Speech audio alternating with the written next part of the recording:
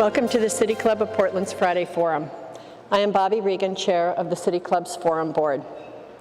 For more than a century, City Club of Portland is where civic-minded people come together to make Portland and Oregon a better place to live and explore. We're gathered here today at the Sentinel Hotel and are joined by thousands of Oregonians via X-Ray FM's radio stations, KGW's website, Facebook feed, and news app, and Open Signal's community media television stations. In addition to the City Club's valued media partners, our volunteers and staff enable us to continue to put on the state's best civic programs week after week. Please join me in showing our appreciation to everyone who has made this event possible.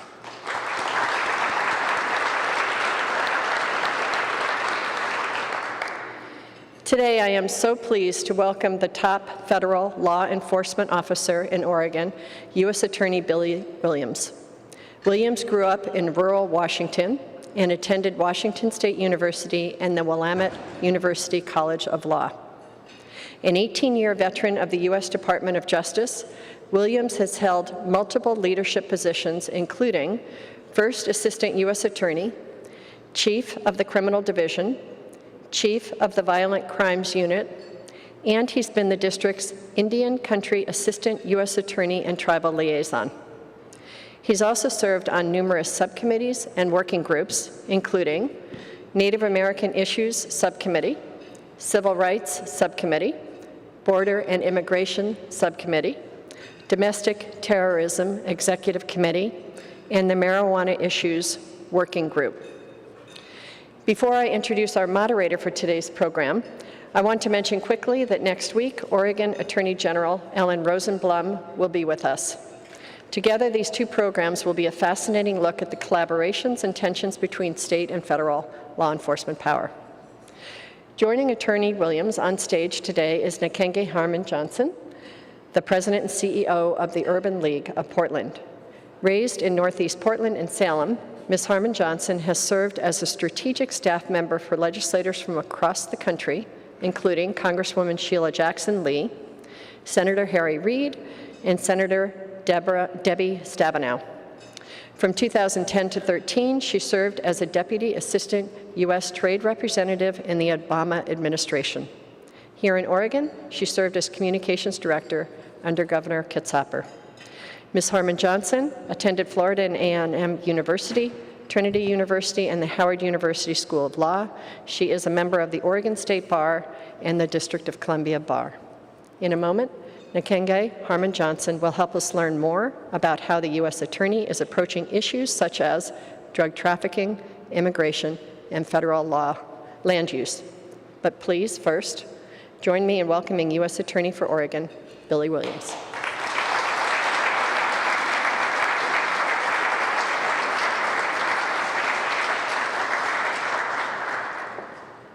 Good afternoon, everyone. Thanks, Bobby, for that kind introduction.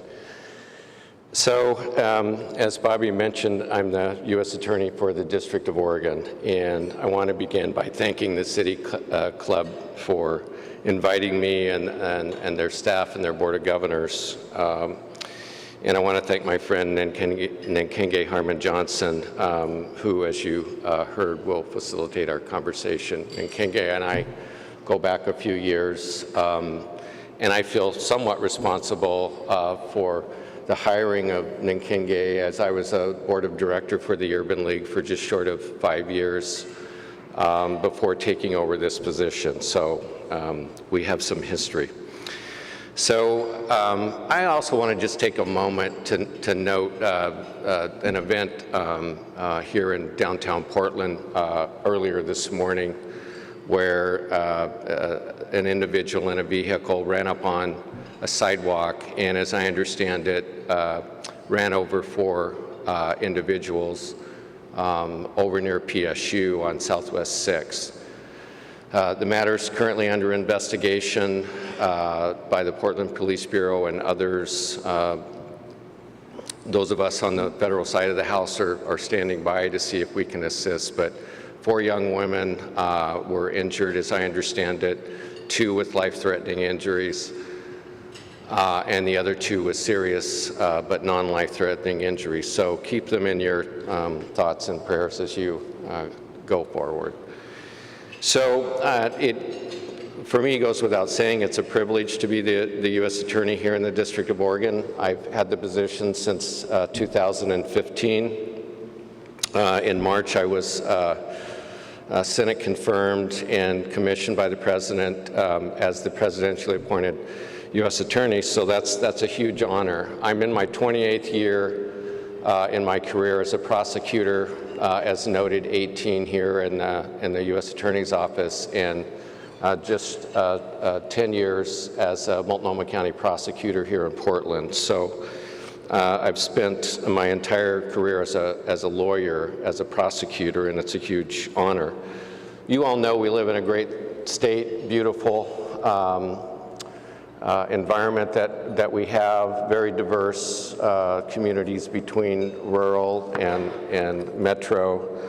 And it's part of our responsibility. We play a role in protecting all of this. A lot of people I've discovered in my career in the U.S. Attorney's Office, but in the last 3 years, frankly, don't understand what we do. And so I've had an opportunity to travel around the state, meeting with folks and our law enforcement partners, and so this is a great opportunity to talk about that.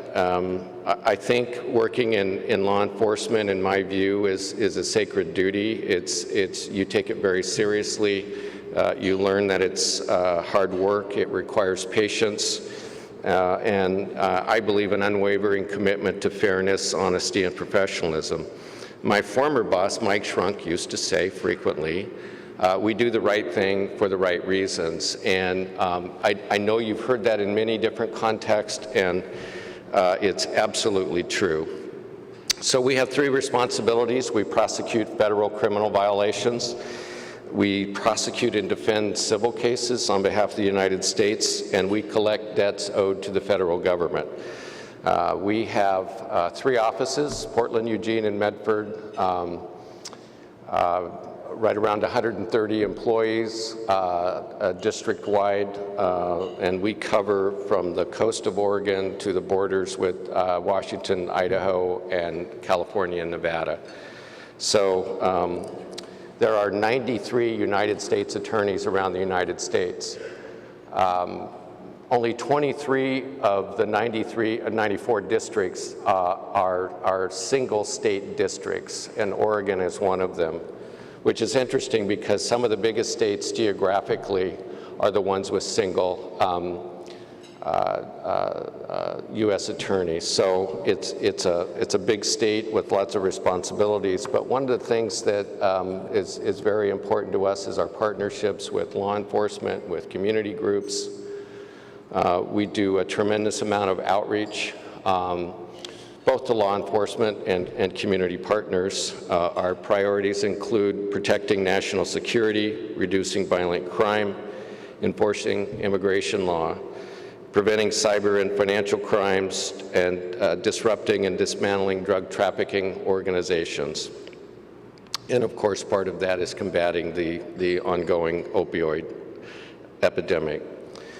So we have 9 recognized tribes in Oregon. That's a very important part of what we do. That's why I'm part of the Native American Issues Subcommittee. We engage with tribes on the criminal side of the house, if you will, and also on the civil side of the house, because we have a trust responsibility to help tribes in their engagement on a host of issues, including their relations with the state of Oregon. Roughly 55% of Oregon is public land, so a lot of the lands in Oregon are under federal jurisdiction, and that's a tremendous responsibility. So I want to let you know, before we go into the conversation with Nkenge, that I think one of the guiding principles for us in everything that we do is fairness and honesty in what we do. There are times when people don't agree with what we do, and that's just part of it. But I do think we work really hard to build bridges, and one thing that's important to me in terms of how we engage in our business is civility. That's sorely lacking sometimes. And so in all of our engagement and the way we handle our cases, our lawyers, I think, have a very strong ethic of being civil with the parties involved, the opponents, and those that they reach out to. So with that, thank you again for being here, and I guess we'll get started. Thank you.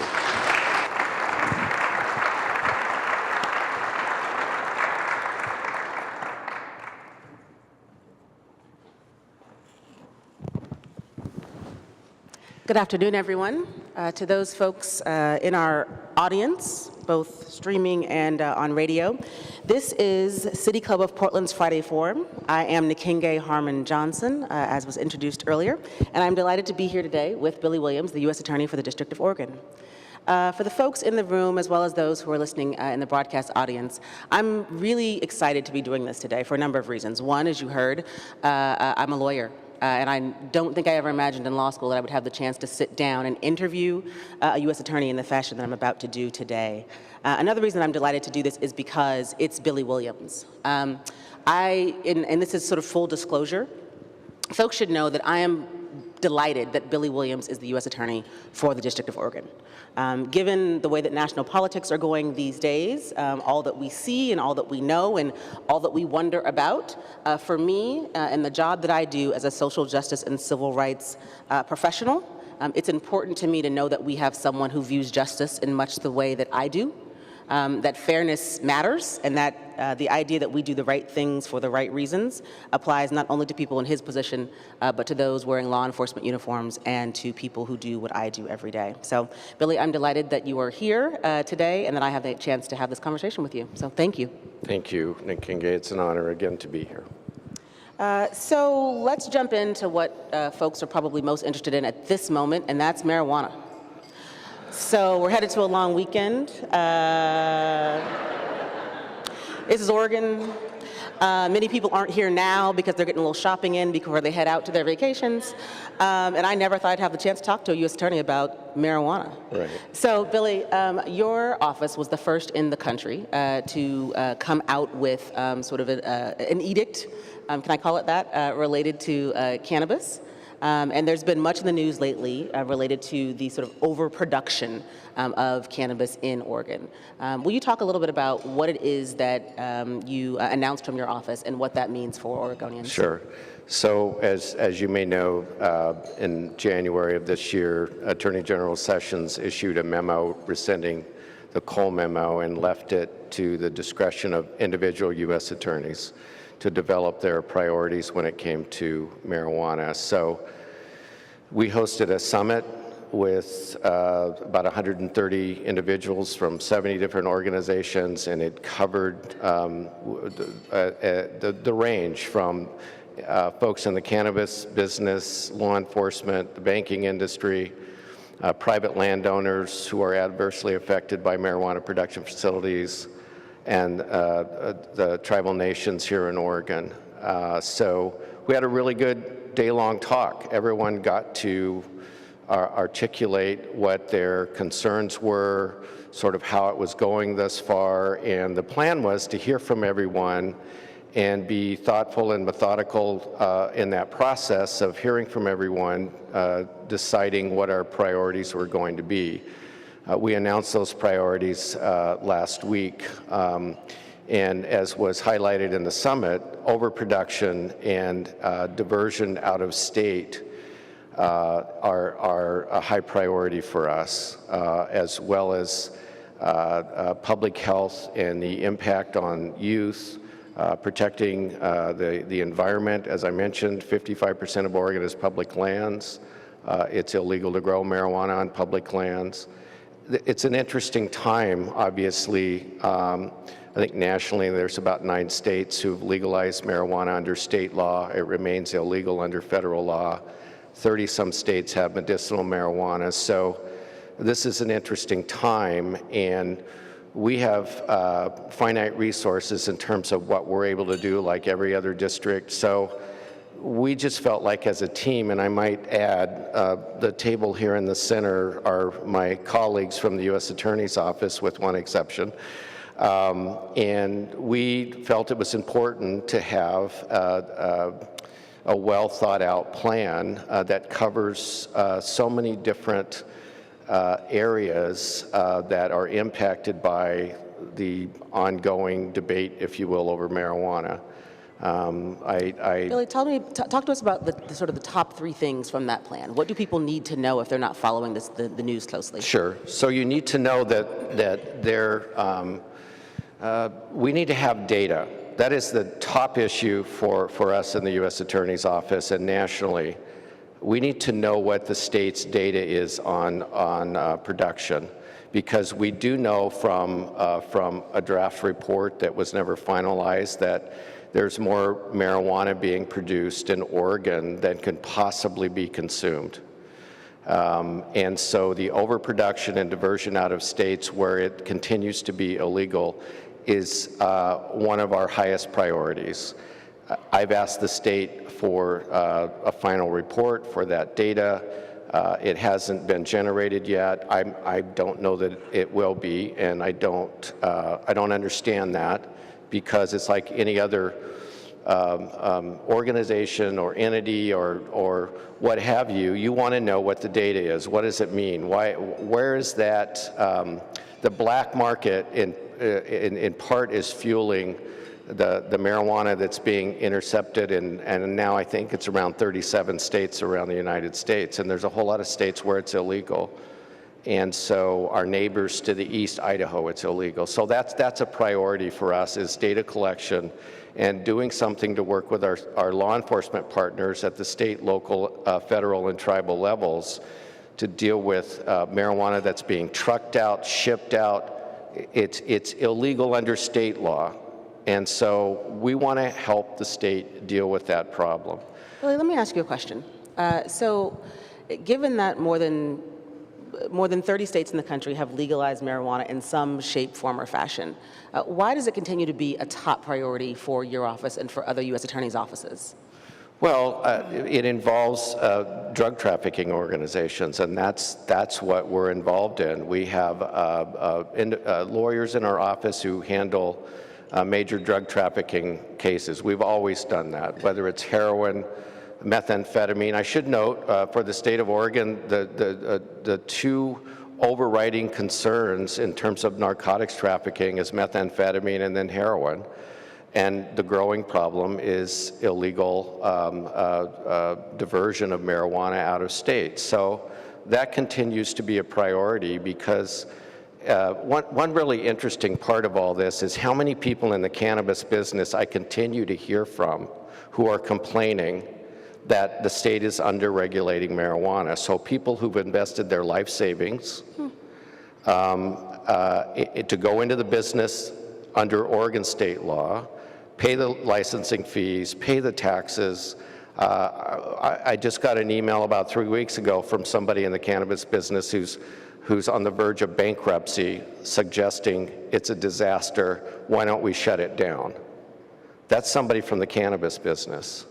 So it's important, I think, nationally, if as the debate goes on and other states decide what they're doing, and just as importantly, Congress decides whether or not they're going to amend the Controlled Substances Act, which goes back to, I think, around 1970 or 73, somewhere in there, whether or not that act will be amended to legalize marijuana.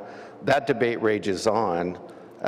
So, Billy, as we talk about this, the question that many of our folks in the audience will be thinking is, well, so what does that mean for me? Whether it's that I use marijuana medicinally or I use it recreationally, the sort of pronouncement from your office, the concerns about overproduction, the fact that it's still illegal on the federal level, does it mean that folks who are, sort of enjoying themselves in their backyard this weekend need to be concerned about the FBI showing up on the front steps saying, we've got an overproduction of marijuana in this state and we're going to do something about it? I mean, what can you say to those folks who are listening? So again, we have finite resources. I'm pretty sure the FBI is not going to be knocking on anybody's back door this weekend if you're engaged in the use of marijuana. Timely, this morning in the Washington Post is an article by a neuropsychologist, or scientist rather, and she does a wonderful job of outlining why she believes we're all being naive in our race to legalize it without thinking about the medical consequences, in particular on youth. I invite you to read it. It's similar to other pieces that I've read. It's very timely, given today's conversation. But I share the view that in the debate going on nationally about marijuana, medicinal, recreational, the impacts on the juvenile brain, adolescent brain still developing. My view is we need to slow down and be methodical about what we're doing, give it some thought, instead of watching this marijuana gold rush take place without thinking about the collateral consequences that we heard about during our summit. I think it's a good time just to switch to talk about opioids, my goodness. A body of drugs that our sort of experts and community members know are very dangerous and have done a lot of damage to a lot of lives. I know that your office has been involved with prosecuting traffickers, but will you talk a little bit about where the emphasis is related to Oregon? Sure. So this is a priority for the Attorney General and all U.S. attorneys nationally. We have an opioid plan for the District of Oregon. We have an opioid team that works with all of our law enforcement partners at every level to address this. It's a complicated problem that's been going on for years. It's probably touched the lives of people in this audience. The way we deal with it, we're certainly working with our local partners, our state partners, federal partners around the district, but we're engaged in investigations involving major drug trafficking organizations who are bringing in opioids. We're working with treatment partners in terms and trying to educate the medical community about overprescribing, things of that nature. It's a problem of epic proportions, and every time I go to an opioid summit and hear from a young person who's in treatment, who's sort of had the not so uncommon route to how they got to treatment of getting started on an opioid of some kind that was passed around by friends, or they got it from their family members, and all of a sudden they've elevated it to a heroin addiction. I do find it interesting, the last 3 opioids discussions I've had in big groups, when we heard from a young person speaking about their addiction, they all started with this: well, my pals and I were smoking marijuana, and then somebody offered us something better. So Billy, it's complicated. As you say that, I mean, what I think is going through the minds of some of the people who are listening, and I think about myself, then doesn't it make sense to use those resources that we're aiming at marijuana at opioid traffickers, since we do have limited resources? Right. So all I can tell you is we're doing all of the above. Okay. Again, we don't have unlimited resources. The fact of the matter is, even if I said, okay, all 60 of our lawyers are going to be devoted to one category or the other, we couldn't adequately address what the ongoing problems are. So we cover a wide array of criminal conduct in Oregon, just like we do defending civil cases and doing affirmative civil cases. So again, it's a priority because it has collateral consequences that are going on that I think people, frankly, don't even know about. And again, it ties in with the piece that I read this morning in the Washington Post of it's kind of like, hold on a bit. Let's figure this out before we just think there are no collateral consequences. Okay. There's something else that I want to touch upon. And again, folks, I'm Nkenge Harmon Johnson. I'm the CEO of the Urban League of Portland. And for those of you listening, our guest today is Billy Williams, the U.S. Attorney for the District of Oregon. My guess is that many of you have friends across the country, have family members, or on social media. And from time to time, when an Oregon headline pops up on the national news, you get calls or text messages or private messages saying, "What's going on in Oregon?" We've had quite a few of those headlines in the past few years, but the one I want to talk about right now, and I'm sure it's no surprise to you, has to do with the takeover of a little bird refuge down in Southern Oregon. And I don't want to talk so much about the outcome, but I do want to talk about the perception of justice and its application. For those of you who may not remember this story so well, I'll ask you to just sort of give us a caption on what happened down at that bird refuge. Sure. So an offshoot of the Bundy clan out of Nevada came up to Oregon under the premise that they were going to help the two ranchers, the father-son ranchers, the Hammonds, from Eastern Oregon, from going to prison following their convictions.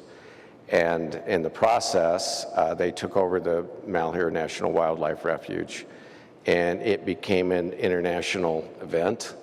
Occupation, I think, 41 days. I spent a good chunk of those 41 days out in Burns in January, and so ultimately our office prosecuted 27 defendants, 15 pled guilty, 4 were convicted in the second trial, 7 were acquitted, and we dismissed charges on 1 individual. So this is part of a movement in Western states revolting against land management practices, again, primarily in Western states. So for me, the long and the short of it is some folks don't like the way that federal law is applied and decided to do something about it by taking over federal buildings, and they did so over the course of more than 40 days in the state of Oregon. In talking to my friends and colleagues, it's an interesting law school hypo, so we've had some fun in discussing it, but in a very real sense, there are Native Americans and African Americans who have expressed the thought that if any of us were to group up and walk into a federal building anywhere in this state with our own personal set of outrage and concerns and demands against the federal government, there's very little chance that we would have been able to peacefully do so over the course of more than 40 days. It's a really sort of firmly held opinion amongst people who aren't white, who I've had this conversation with, that not only would they have been prosecuted to the full extent of the law, they would have found themselves under the jail, as some of my elders say, not in the jail, but under the jail for even deigning to attempt something as audacious as what the Bundy clan did. And then that further emboldens these people and their ideas and their thoughts. So along that same line, there are folks who are part of Antifa in Portland and other parts of Oregon who think that they are met with very strong, fierce even, law enforcement response for expressing their opinions and their concerns at Portland City Hall on the streets. And that's where my question is, Billy. This perception of inequitable enforcement, the inequitable application of justice, where there are one group of folks who are seen as standing up for their rights in the American way and sort of Western ways of thinking, and may have had a lot of elbow room to express those thoughts on federal land, where other folks feel as if though they are stifled pretty quickly and harshly by law enforcement. Can you talk a little bit about that? Sure. So first on the Malheur, the response there, you know, we had several hundred law enforcement folks out there rotating through, and one of the primary concerns was that nobody get killed. And so we had conversations about how long this was going on, lots of pressure from outside sources saying, end it. Why don't you guys just go in there and take over? That was logistically impossible without having members of law enforcement killed because of the remote location where this was taking place.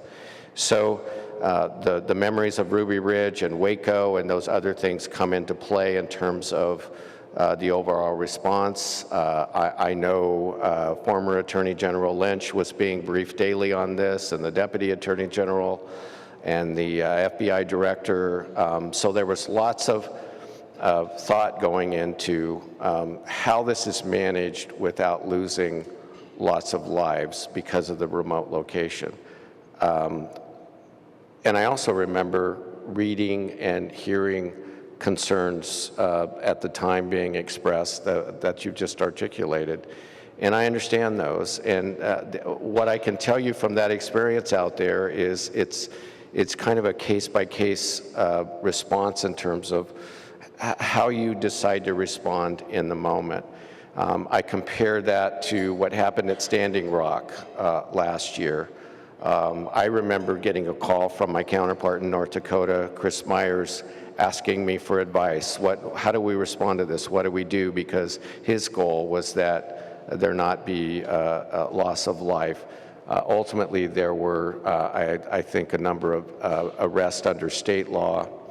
But in terms of to get to the latter part of your question, I know there are concerns that have been expressed about, am I being, for instance, monitored because of my political beliefs, my thoughts that I post on social media, things of that nature. And the only thing I can tell you is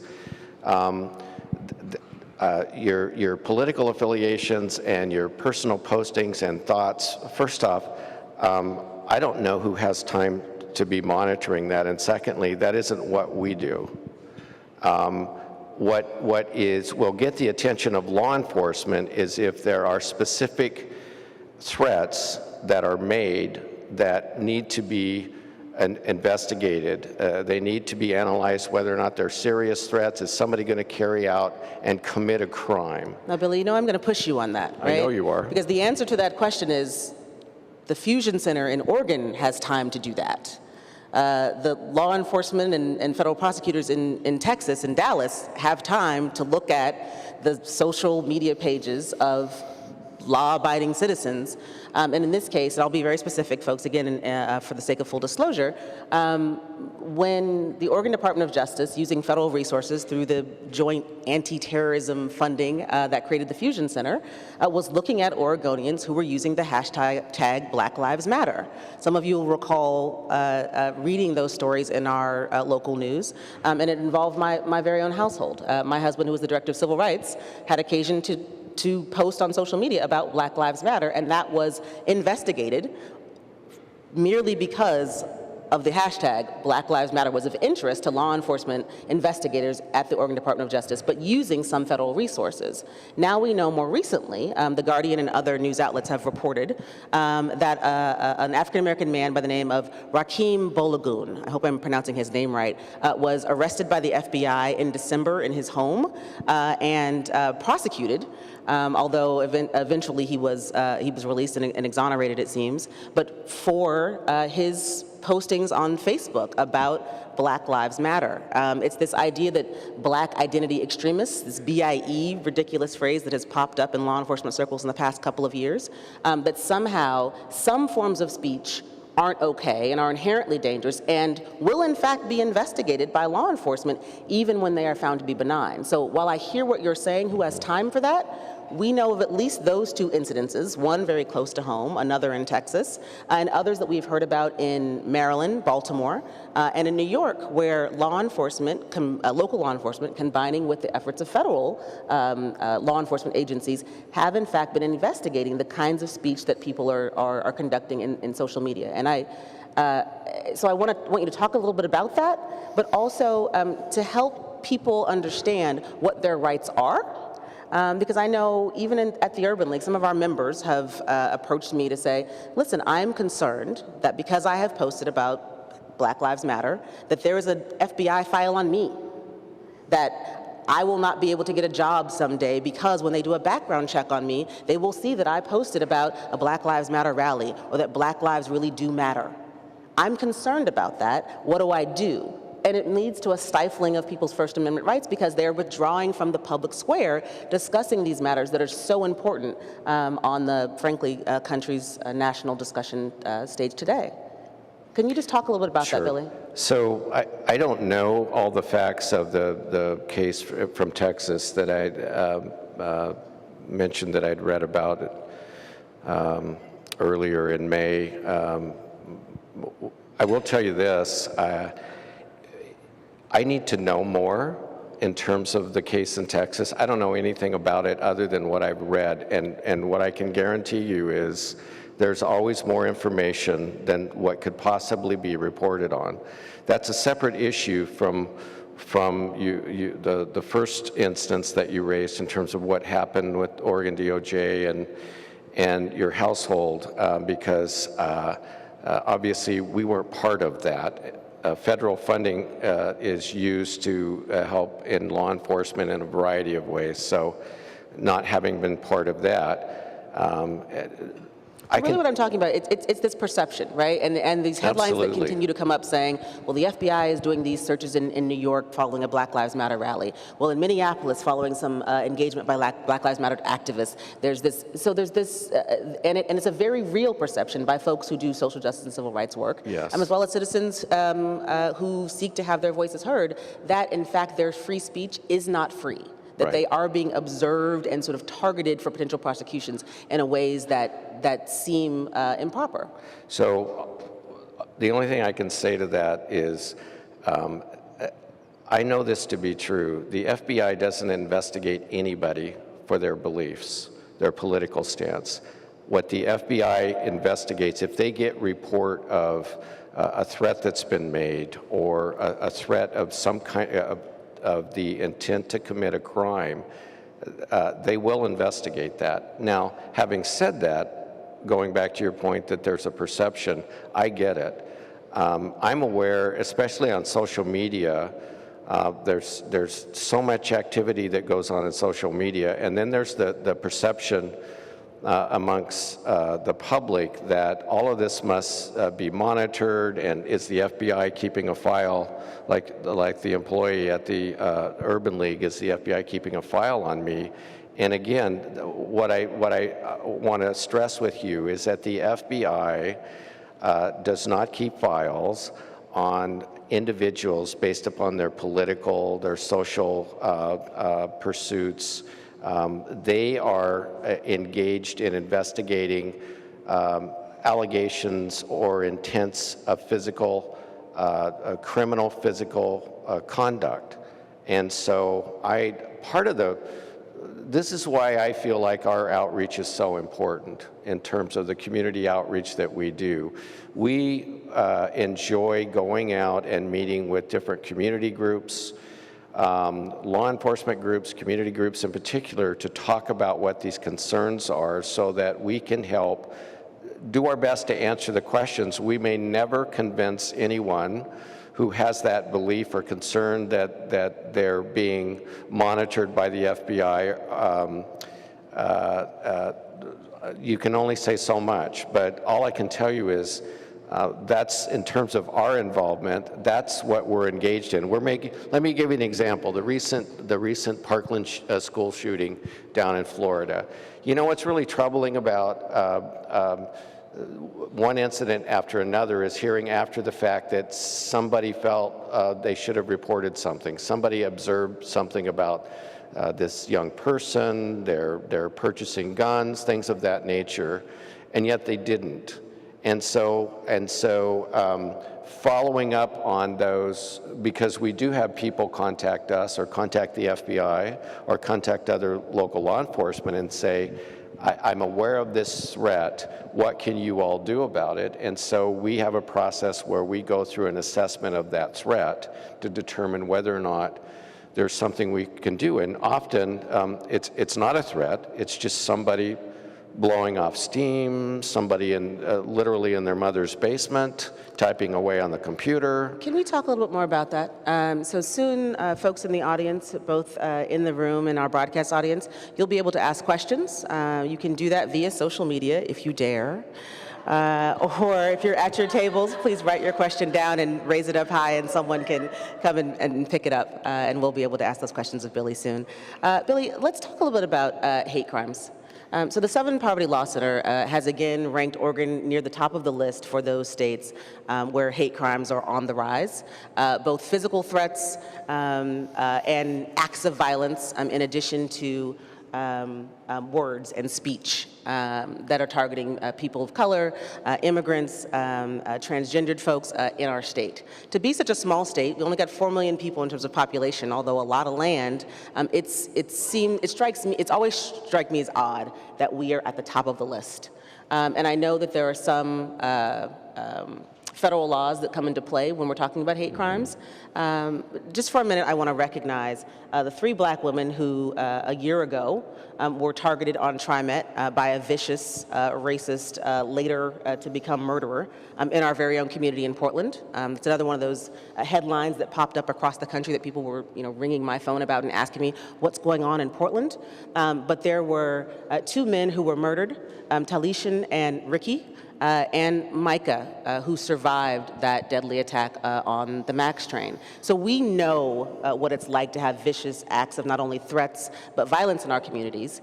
For Oregon to be sort of in prime time when it comes to these sorts of things, will you talk a little bit about how your office interacts with folks who make those threats and in fact conducts acts of violence on that scale? Sure.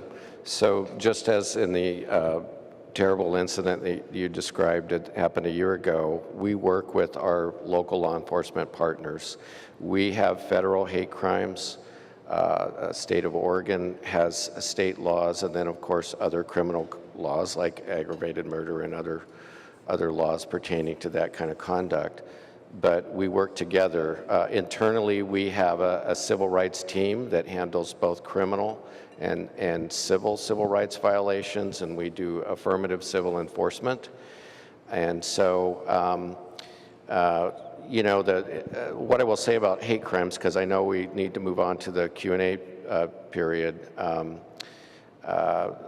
is that one of the true statistics is that we know about is the underreporting that goes on, and we've been advocating with folks in our community outreach that if you are the victim or you know someone who's the victim of a hate crime, it needs to start with reporting it so that it can be investigated. So that's our focus in terms of how we work with our partners. How do folks report hate crimes? Report it to the police. Call your local police. Call 911. Report it. It will be investigated. We're made aware of it. Call the FBI.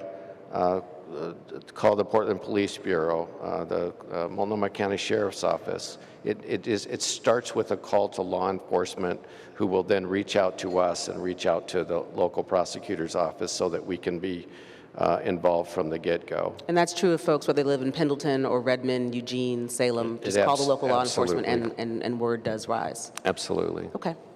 Thank you. There are many more subjects that we'd love to have time to talk about, so I hope some of them, such as immigration and other things, come to the fore during our question and answer period. Again, if you're in the room and you have a question, please raise your card high, and City Club staff or volunteers will come and pick that up.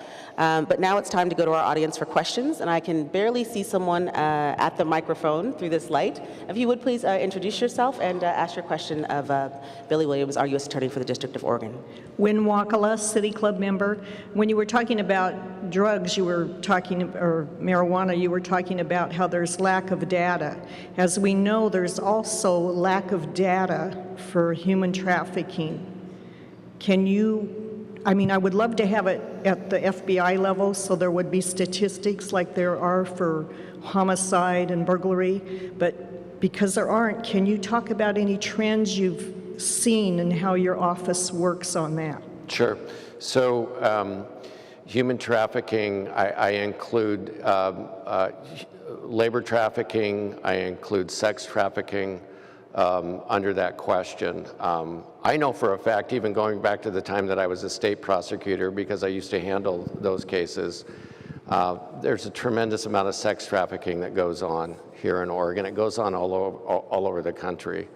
A very, primarily very young girls. And so we do keep track of that. It's one of the priorities of the Attorney General.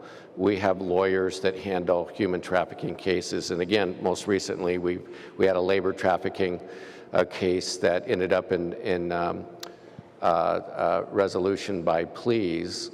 And so those individuals will be sentenced sometime in the near future, but these are people who were trafficking individuals working for them in their restaurants in Lake Oswego and then up in the state of Washington. So there's a tremendous environment for sex trafficking in this state and others, but I certainly know about the one in this state. We do keep track of that. We've got teams that work on those cases. So, Billy, how does Oregon compare to other states? You know, statistically, I'm sure I've read it. I just don't recall specifically. I just think it's been a problem for decades. If someone wants to learn more about your office's efforts related to human trafficking, where can they find out more information? So you can go to our website, but also call me, call our office. We love going out and speaking to community groups about what it is we do, and that's one of those topics that we're very good at. We just finished a sex trafficking case down in Eugene that went to trial, where this individual had set up a missionary in Cambodia and was sexually abusing and producing child pornography of these kids. It's a huge case for us. That was the case in Eugene? Eugene. Went to trial in Eugene. We brought the victims over here from Cambodia. Some of them had never seen a bathroom in terms of modern, what we all take for granted, but we prosecuted a man a couple of years ago, Rocket. He was involved in sex trafficking and child pornography. He was sentenced to 60 years. We have a huge hammer under federal law for those people, and we're pretty good at it. Thank you, Billy. We'll take our next question from the audience. Hi, my name's Kathy Moyd. I'm a member of City Club. I was wondering whether the Oregon U.S. Attorney's Office had anything to do with the case that was filed by Jim Hansen and a bunch of young people claiming the federal government was not protecting the environment for the next generation, and if so, in what way? I think you're referring to the case that's still pending down in Eugene? Mm-hmm. Yes. Yes. So the main justice, Department of Justice in the Civil Division is handling that case on behalf of the United States. I just received a question via social media, so thanks to folks who are following via Twitter and Facebook. Billy, so we know that the Portland Police Bureau has a settlement with the U.S. Attorney's Office related to policing practices directed at people who are mentally ill. Many of us who have been following this for some years know that similar practices are directed to people of color, specifically African Americans, and that your office, our new chief, Daniel Outlaw, and our relatively new mayor in Portland, Ted Wheeler, worked together to try to meet the terms of that settlement. Mm-hmm. Will you talk a little bit about where we are right now, and perhaps try to give some folks who do the work that I do and who are policed in this community some hope for where we might go next? Sure. So we recently had a hearing before Judge Simon to update the judge on where we're at. There was an agreement by all the parties involved to amend the settlement agreement for some revisions, including how we engage with the community in terms of their input into how things are going. That was approved by Judge Simon, and we're going to be back in front of the judge in about a little less now than 180 days. But so progress has been made. There's more to do. I think we have a fantastic partnership with the Portland Police Bureau, the Police Association, the Albina Ministerial Alliance, and the City of Portland to work towards complying with the terms of the settlement agreement. Will you continue to have the resources to engage in that nitty-gritty work with Portland Police Bureau in the city? Absolutely. Our office has been fully engaged from the beginning. I know the Portland Police Bureau is fully engaged. We meet frequently, ongoing conversations, and I know from having heard from the parties, if you will, and in particular from the mayor and from Chief Outlaw, I believe the city is fully committed to coming into compliance with the terms of the settlement agreement. That's our expectation. Got any idea how long that might take? Pardon me? Got any idea how long that might take? Well, I don't. That's why we have ongoing monitoring. We have to provide annual reports. Those go to Judge Simon. And so we'll see. We've been at this since 2012. So I know there were concerns last year that we would be forced to get out, shut it down. I never got any pressure to do that. I met with officials in Washington, D.C. We continue to have a good working relationship here, and my hope is we get it done. Thank you. I will take the next question from the audience. Steve Novick, City Club member. Mr. Williams, a few years ago, the city fully rejoined the Joint Terrorism Task Force, despite concerns raised by folks, among them that it might damage the city's relationship with the Muslim community to be part of JTTF again. I wouldn't be surprised if the City Council, with changed membership, takes that issue up again next year. What would you tell them to convince them that even in the era of Donald Trump, it's appropriate for the city to be engaged in JTTF? Second question, what was it like to play with Ernie Banks, and do you really think Ron Santo belongs in the Hall of Fame? I heard the first question. I didn't hear the second one. Say the second one a little bit slower, please. What was it like to play with Ernie Banks, and do you think Ron Santo really belongs in the Hall of Fame? Okay. I'll answer the first one. So the JTTF, I view as very critical. It's about partnerships. That's how you address law enforcement and public safety concerns. We have a tremendous working relationship with the Muslim communities throughout the District of Oregon, in particular here in the metro area. And I understand those concerns, and that's why our team meets routinely with members of the Muslim community. So I anticipate the issue will continue to come up. We'll continue to address it straightforwardly. We partner with the FBI, Ren Cannon, the special agent in charge. We've had a number of meetings with members of City Council. We'll continue to do that. In this day and age, under any administration, it is absolutely essential that there's partnerships to address international terrorism issues that occur around the world, including here in the United States. So that's an important partnership. Billy, we have time for one more question, and this one from the audience. How does your office work with ICE, so the immigration agency, in this state and with immigration, or in cities that have sanctuary policies in place? Great. So ICE is one of our federal partners. The cases that we handle, I think we had 86 during 2017. We handle cases where individuals who are not here in the country legally, who have criminal convictions, they either commit a new crime, which is typically how they come into our office as a case referral, but these are individuals mostly with felony convictions, prior deportations. They're a public safety risk. We prosecute them for illegal reentry, and generally successfully, and they once again face deportation. That's the primary cooperation engagement that we have with ICE in terms of the kinds of cases that we handle. I know this is a sensitive topic here in Oregon because of its self-declared sanctuary state status. That's a political designation, not a legal one. There are federal immigration laws at play. These things are being played out in courts all over the United States. My view is at some point it winds up before the Supreme Court, or there's congressional action to amend the immigration laws. Folks, this has been Nkenge Harmon Johnson, President and CEO of the Urban League of Portland, along with Billy Williams, our U.S. Attorney for the District of Oregon. Thank you so much for lending us your ear. We hope that you enjoyed the discussion today. Thank you. Lisa. Thank you.